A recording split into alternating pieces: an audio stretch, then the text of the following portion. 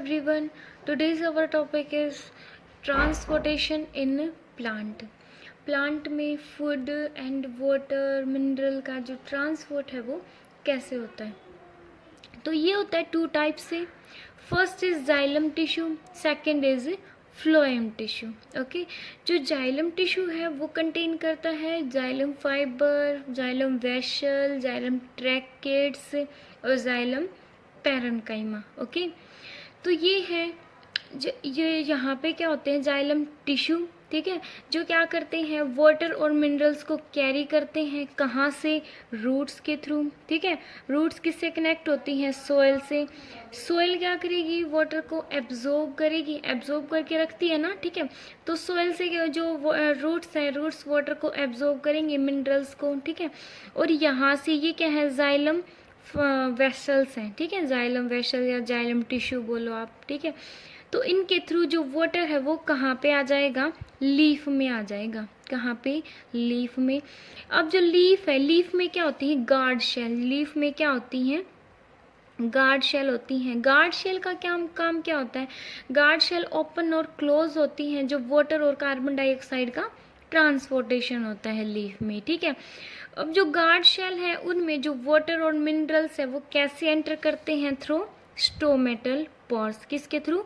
Stomatal pores के through, ठीक है। इसमें छोटे छोटे जो इसमें लीफ में छोटे छोटे हॉल्स होते हैं जिसको हम स्टोमेटा बोलते हैं, तो उनके थ्रू जो वाटर और मिनरल्स है वो लीफ में एंटर करता है, ठीक है। और उस टाइम जो गार्ड शेल है वो ओपन हो जाती है, ठीक है। अब आगे क्या होगा? अब जो प्लांट्स हैं वो फोटोसिंथेसिस प्रोसेस करेंगे। ओके, कैसे? वाटर तो उनके पास आ गया, ठीक है, वाटर और मिनरल्स प्लस कार्बन डाइऑक्साइड वो एनवायरनमेंट से लेंगे, ठीक है। उनकी सराउंडिंग में क्या प्रेजेंट है? कार्बन डाइऑक्साइड प्रेजेंट है। तो उस टाइम भी गार्ड सेल क्या हो जाएंगी? ओपन हो जाएंगी और स्टोमेटल पोर्स के थ्रू जो कार्बन डाइऑक्साइड है वो लीफ में एंटर कर जाएगी, ठीक है। प्लस डे टाइम में होता है ये सारा काम। सनलाइट प्लस जो लीफ है, लीफ का कैसा कलर होता है? ग्रीन। मीन्स उसके अंदर क्या प्रेजेंट है? क्लोरोफिल प्रेजेंट है, ठीक है। अब ये सारी सभी इन दोनों चीज़ों की प्रेजेंस में और वाटर और कार्बन डाइऑक्साइड है, क्या इससे क्या होगा? फूड प्रिपेयर होगा, जिसमें क्या बनेगा? ग्लूकोज बनेगा, ठीक है। अब जो ये फूड है और उससे क्या मिलेगी? उसको एनर्जी मिलेगी प्लांट्स को, ठीक है। बिकॉज जो अब जो फूड यहाँ पे जो ये फूड है ग्लूकोज की फॉर्म में प्रिपेयर हुआ है, अब ये जो फूड है इसको कैरी करके, इस फूड को कैरी करके प्लांट्स की जो non living non green part है उस तक पहुँचाने का काम कौन करता है? फ्लोएम टिश्यू करता है, ठीक है।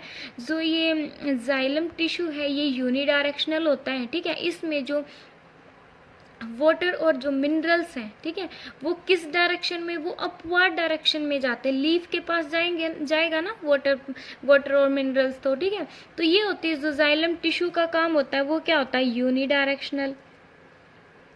ओनली ऊपर की डायरेक्शन में जो वाटर का ट्रांसपोर्ट होता है, ओके। लेकिन जो ये फ्लोएम टिश्यू है ये होता है बाई डायरेक्शनल। ये क्या होता है? By directional. बाई कैसे? प्लांट्स का जो फूड है जो प्रिपेयर हुआ है वो तो फूड जो नॉन ग्रीन पार्ट है मीन्स नीचे की तरफ भी आएगा, ठीक है। देखो ये एरो के जैसे दिखा रखा है। जो फूड है प्रिपेयर होने के बाद लीफ से वो अपवर्ड डायरेक्शन में भी जा रहा है और वो डाउनवर्ड डायरेक्शन में भी जा रहा है, ठीक है। तो यहाँ से जो फ्लोएम टिश्यू है वो कैसा होता है? बाई डायरेक्शनल, और जाइलम टिश्यू इज यूनिडायरेक्शनल, ठीक है। तो इसमें जो फ्लोएम टिश्यू है इसके भी 4 कंपोनेंट होते हैं, like vascular tissue, companion shells होती हैं इसमें, और फ्लोएम पैरेन्काइमा। तो इस टाइप से होता है ट्रांसपोर्ट का काम, ओके।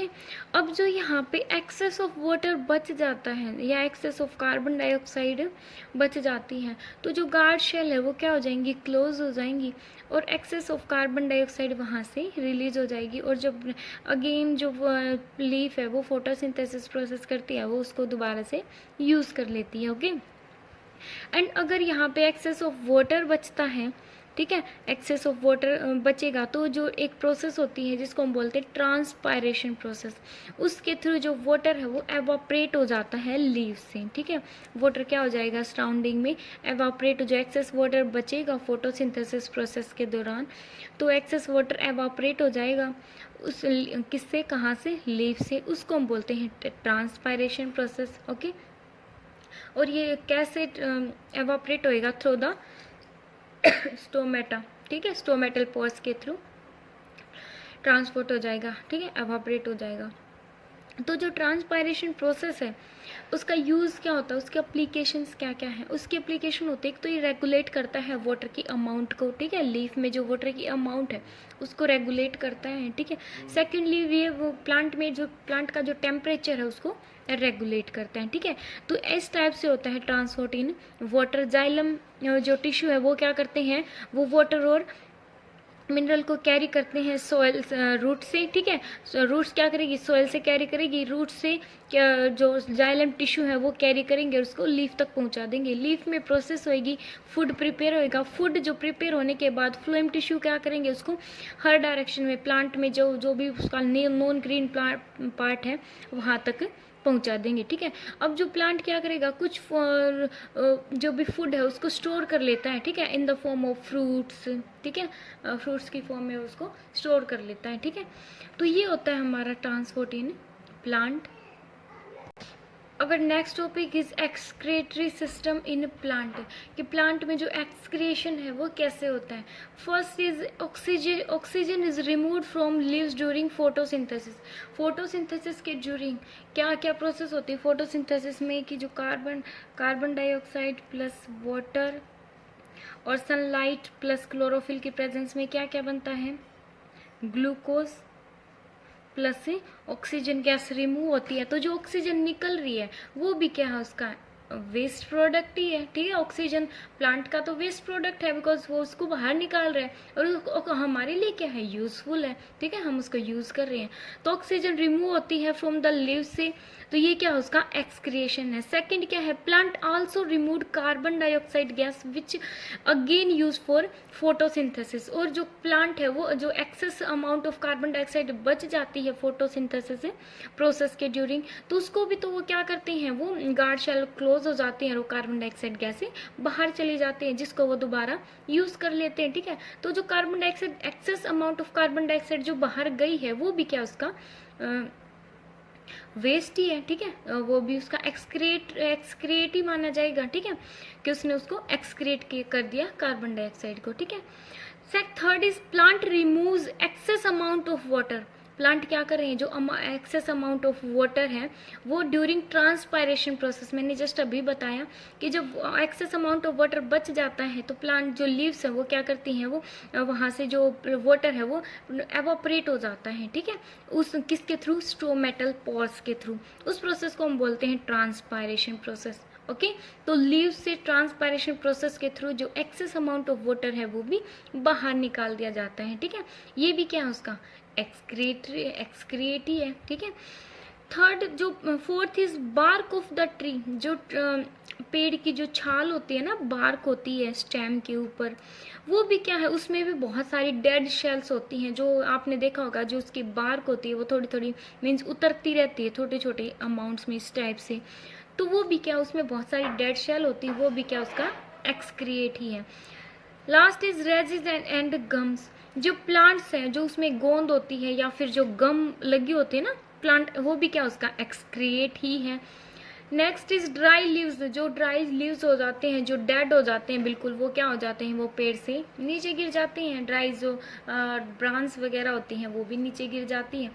तो ये क्या उसका, ये इस टाइप से होता है प्लांट में एक्सक्रिएशन। ठीक है, ये हमने क्या पढ़ा, ये excretion in plant. Okay, next is our next topic is excretion in human being में जो एक्सक्रिएशन है वो कैसे होगा।